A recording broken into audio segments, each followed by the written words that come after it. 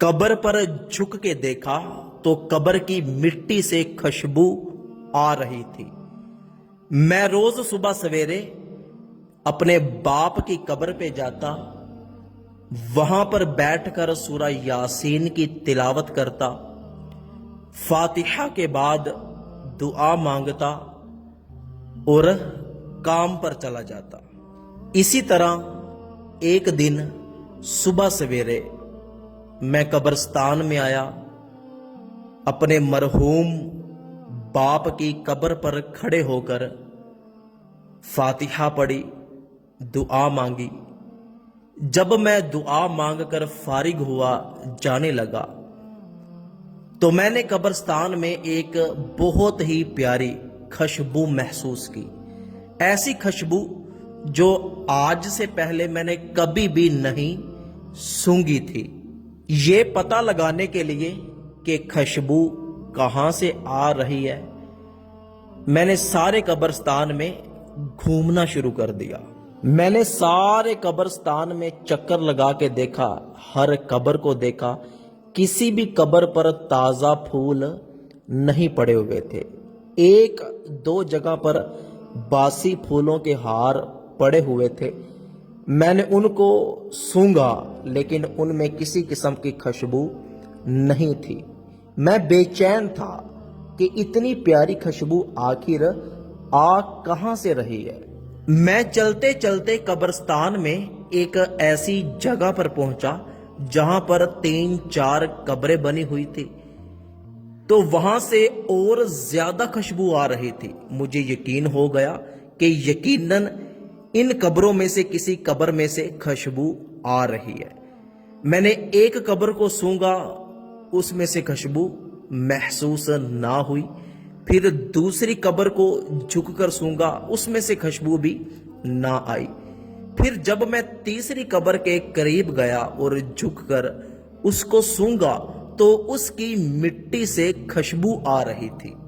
मुझे यकीन ही ना हुआ कि कब्र की मिट्टी से खुशबू आ रही है।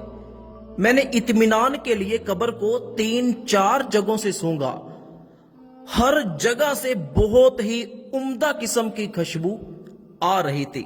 फिर मैंने मिट्टी को हाथ में पकड़कर उसको सूंघा, तो इस तरह जिस तरह मैंने खुशबू को अपने हाथ में पकड़ लिया है। अगर मुझे काम पर जाने की जल्दी ना होती तो मैं घंटों वहां पर बैठा रहता और मैं जाते जाते सोचता रहा कि यकीनन ये अल्लाह के किसी बहुत ही नेक बंदे की कब्र है। अगले दिन जब मैं अपने मरहूम बाप की कब्र पर फातिहा के लिए आया तो मैंने फातिहा पढ़ी, हाथ उठाकर दुआ मांगी, तो मैंने देखा कि वही कब्र जिससे खुशबू आ रही थी उस पर कोई बंदा खड़ा होकर दुआ मांग रहा है।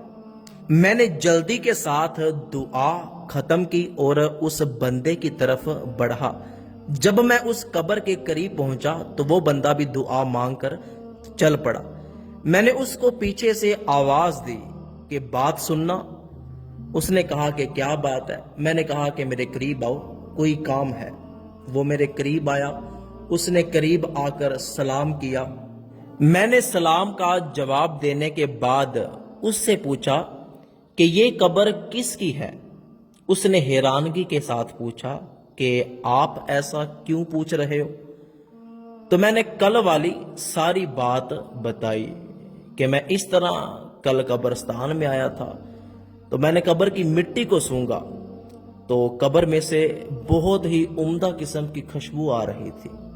वो मेरा हाथ पकड़कर कब्रिस्तान से चल पड़ा और एक जगह रुककर उसने मुझे बताया कि ये मेरी वालिदा की कब्र है और कब्र से खुशबू क्यों ना आए। और तो मुझे कुछ नहीं याद, बहुत ही नेक परहेजगार औरत थी, कुरान नहीं पढ़ी थी लेकिन कुरान करीम से बहुत मोहब्बत करती थी। जब भी कुरान करीम को देखती चारपाई पे लेके बैठ जाती, कुरान करीम को खूब चूमती। पढ़ना तो नहीं आता था लेकिन कुरान करीम की लाइनों पर अपनी उंगली फेरती रहती। शायद ये कुरान करीम से मोहब्बत ही है कि जिसकी वजह से अब उनकी कब्र से भी खुशबू आया करती है। तो हम सुबहान अल्लाह कहकर कब्रिस्तान से वापस चल पड़े कि अगर कुरान करीम से मोहब्बत करने का ये अजर है कि अल्लाह पाक उसकी बख्शिश फरमा दे और उसकी कब्र से भी खुशबू आए, तो जो कुरान करीम को हिफज करते हैं, जो कुरान करीम को सुबह शाम पढ़ा करते हैं, अल्लाह पाक उनकी कब्रों में कितनी ठंडक अता फरमाएगा। सवाब की नीयत से इस वीडियो को अपने तमाम दोस्तों तक ज़रूर पहुंचा दें।